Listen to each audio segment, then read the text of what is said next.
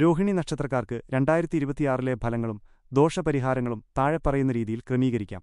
2026 വർഷത്തെ പൊതുഫലം. രോഹിണി നക്ഷത്രക്കാർക്ക് ഈ വർഷം മിശ്രഫലമാണ് പ്രതീക്ഷിക്കേണ്ടത്. വർഷത്തിന്റെ പകുതി വരെ ശനി 10ാം ഭാവത്തിൽ തുടരുന്നതിനാൽ ജോലിയിൽ അല്പം സമ്മർദ്ദവും അലച്ചിലുമുണ്ടാകാം.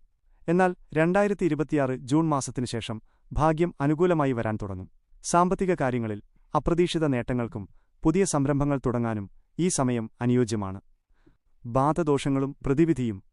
ചന്ദ്രന്റെ നക്ഷത്രമായതിനാൽ രോഹിണി നക്ഷത്രക്കാർക്ക് മാനസികമായ ആശങ്കകളും പെട്ടെന്നുള്ള പേടിയും വരാൻ സാധ്യതയുണ്ട്. ഇതിനെയാണ് പലപ്പോഴും ബാധ എന്നൊക്കെ സാധാരണക്കാർ ചിന്തിക്കുന്നത്. ജാതകവശാൽ രാഹുവിന്റെയോ ശനിയുടെയോ ദശയോ അപഹാരമോ നടക്കുന്നുണ്ടെങ്കിൽ ചെറിയ തടസ്സങ്ങൾ അനുഭവപ്പെടാം. പരിഹാരം. വീട്ടിൽ വൈകുന്നേരങ്ങളിൽ സന്ധ്യാനാമം ചൊല്ലുന്നത് നെഗറ്റീവ് ഊർജ്ജത്തെ അകറ്റാൻ സഹായിക്കും. കുടുംബപരമായി വിശ്വസിക്കുന്ന പരദേവതയെ പ്രാർത്ഥിക്കുന്നത് എല്ലാ ദോഷങ്ങൾക്കും ഉത്തമ പ്രതിവിധിയാണ്. ഇഷ്ടദൈവം. രോഹിണി നക്ഷത്രത്തിന്റെ അധിപൻ ബ്രഹ്മാവ് പ്രജാപതിയാണ്. എങ്കിലും ഭക്തിപരമായ കാര്യങ്ങളിൽ മഹാവിഷ്ണുവിനെയും അവിടുത്തെ അവതാരമായ ശ്രീകൃഷ്ണനെയും ആരാധിക്കുന്നത് രോഹിണി നക്ഷത്രക്കാർക്ക് ഏറ്റവും ഉത്തമമാണ്. രോഹിണി നക്ഷത്രത്തിൽ ജനിച്ച ഭഗവാൻ ശ്രീകൃഷ്ണനെ ഭജിക്കുന്നത് സകല ഐശ്വര്യങ്ങൾക്കും കാരണമാകും. സന്ദർശിക്കേണ്ട ക്ഷേത്രങ്ങൾ. 1. ശ്രീകൃഷ്ണ ക്ഷേത്രങ്ങൾ. ബുധനാഴ്ചകളിലോ രോഹിണി നക്ഷത്ര ദിവസമോ ശ്രീകൃഷ്ണ ക്ഷേത്രത്തിൽ പോയി വെണ്ണ, തുളസിമാല എന്നിവ സമർപ്പിക്കുക. ഗുരുവായൂർ സന്ദർശനം വളരെ നല്ലതാണ്. 2. മഹാവിഷ്ണു ക്ഷേത്രം. വ്യാഴാഴ്ചകളിൽ വിഷ്ണു ദർശനം നടത്തുന്നത് ഭാഗ്യാനുഭവങ്ങൾ നൽകും. 3. ദേവീക്ഷേത്രങ്ങൾ. ദോഷങ്ങൾ അകറ്റാൻ ഭദ്രകാളി ക്ഷേത്രത്തിലോ ദുർഗാക്ഷേത്രത്തിലോ പോയി വഴിപാടുകൾ നടത്തുക. ജപിക്കേണ്ട മന്ത്രങ്ങൾ. ദിവസവും കുളിച്ച് ശുദ്ധിയായി താഴെ പറയുന്ന മന്ത്രങ്ങൾ ജപിക്കുന്നത് ഗുണകരമാണ്. 1. ഗായത്രി മന്ത്രം. സകല ബുദ്ധിമുട്ടുകളും അകറ്റാൻ നിത്യവും 108 തവണ ഗായത്രി മന്ത്രം ജപിക്കുക. 2. വിഷ്ണുമന്ത്രം. ഓം നമോ നാരായണായ. ഇത് 108 തവണ ജപിക്കുന്നത് മനഃശാന്തിക്കും ഐശ്വര്യത്തിനും ഉത്തമമാണ്. 3. നക്ഷത്രദേവതാമന്ത്രം. ഓം പ്രജാപതയേ നമ. 4. കൃഷ്ണസ്തുതി. കൃഷ്ണായ വാസുദേവായ ഹരയേ പരമാത്മനെ പ്രണത ക്ലേശനാശായ ഗോവിന്ദായ നമോ നമ. ഈ മന്ത്രം ദിവസവും ജപിക്കുന്നതുവഴി ഭാഗ്യതടസ്സങ്ങൾ നീങ്ങാനും മാനസികമായ കരുത്ത് ലഭിക്കാനും സഹായിക്കും. രോഹിണി നക്ഷത്രക്കാരുടെ ദാമ്പത്യജീവിതത്തെയും അനുയോജ്യരായ പങ്കാളികളെയും കുറിച്ചുള്ള പൊതുവായ കാര്യങ്ങൾ താഴെ നൽകുന്നു. സ്വഭാവവും ദാമ്പത്യവും. രോഹിണി നക്ഷത്രക്കാർ പൊതുവെ സൗന്ദര്യവും ആകർഷണീയതയും ഉള്ളവരായിരിക്കും.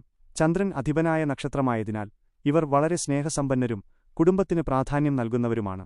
എങ്കിലും പെട്ടെന്ന് മാറുന്ന മനസ്സും അല്പം വാശിയും പങ്കാളിയുമായുള്ള ബന്ധത്തിൽ ഇടയ്ക്ക് ചെറിയ അസ്വാരസ്യങ്ങൾ ഉണ്ടാക്കിയേക്കാം. അനുയോജ്യമായ നക്ഷത്രങ്ങൾ. Marriage compatibility.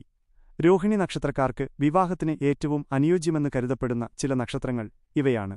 മൃഗശീർഷം. നല്ല മാനസിക ഐക്യവും സന്തോഷകരമായ കുടുംബജീവിതവും നൽകുന്നു. പുണർദം. പരസ്പര ബഹുമാനവും സ്നേഹവും നിലനിർത്താൻ സഹായിക്കുന്നു. ഉത്രം. ഉത്തരവാദിത്തമുള്ള ഒരു പങ്കാളിയെ ലഭിക്കാൻ ഈ ബന്ധം നല്ലതാണ്. അത്തം. രോഹിണിയെപ്പോലെ തന്നെ ചന്ദ്രന്റെ സ്വാധീനമുള്ളതിനാൽ പരസ്പര ധാരണ കൂടുതലായിരിക്കും. അനിഴം. പ്രായോഗിക ബുദ്ധിയുള്ള പങ്കാളിയെ ലഭിക്കാൻ സഹായിക്കുന്നു. ഉത്രാടം. രേവതി. സമാധാനപരമായ ദാമ്പത്യത്തിന് അനുയോജ്യമാണ്. പൊരുത്തക്കേടുകൾ. Incompatible stars. ചില നക്ഷത്രങ്ങളുമായി വിവാഹബന്ധത്തിൽ ഏർപ്പെടുമ്പോൾ കൂടുതൽ ശ്രദ്ധയോ ജാതകപ്പൊരുത്ത പരിശോധനയോ ആവശ്യമാണ്. ഭരണി. രോഹിണിയും ഭരണിയും തമ്മിൽ സ്വഭാവത്തിൽ വലിയ വ്യത്യാസങ്ങൾ വരാൻ സാധ്യതയുണ്ട്. ചിത്തിര. അവിട്ടം. ചൊവ്വയുടെ നക്ഷത്രങ്ങളായതിനാൽ തർക്കങ്ങൾക്കും കലഹങ്ങൾക്കും സാധ്യതയുണ്ടാകാം. ജീവിത പങ്കാളിയിൽ നിന്ന് പ്രതീക്ഷിക്കാവുന്നത്. സ്നേഹനിധിയായ പങ്കാളി. രോഹിണി നക്ഷത്രക്കാർക്ക് സാധാരണയായി നല്ല സ്നേഹമുള്ള പങ്കാളിയെ ലഭിക്കാറുണ്ട്. സാമ്പത്തിക ഭദ്രത. വിവാഹശേഷം ഇവരുടെ ജീവിതത്തിൽ സാമ്പത്തികമായ പുരോഗതിയും ഭാഗ്യവും തെളിയാൻ സാധ്യത കൂടുതലാണ്. വൈകാരിക പിന്തുണ. പങ്കാളിയിൽ നിന്നും വലിയ രീതിയിലുള്ള വൈകാരിക പിന്തുണ ഇവർ ആഗ്രഹിക്കുന്നു. ശ്രദ്ധിക്കേണ്ട കാര്യങ്ങൾ. രോഹിണി നക്ഷത്രക്കാർക്ക് വേദദോഷം വരുന്നത് സ്വാതി നക്ഷത്രവുമായിട്ടാണ്.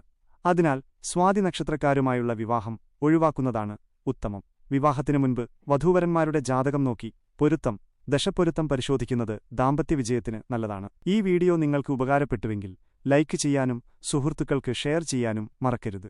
ഇതുപോലുള്ള കൂടുതൽ ജ്യോതിഷ സംബന്ധമായ അറിവുകൾക്കായി ഈ ചാനൽ ഇപ്പോൾ തന്നെ സബ്സ്ക്രൈബ് ചെയ്യുക.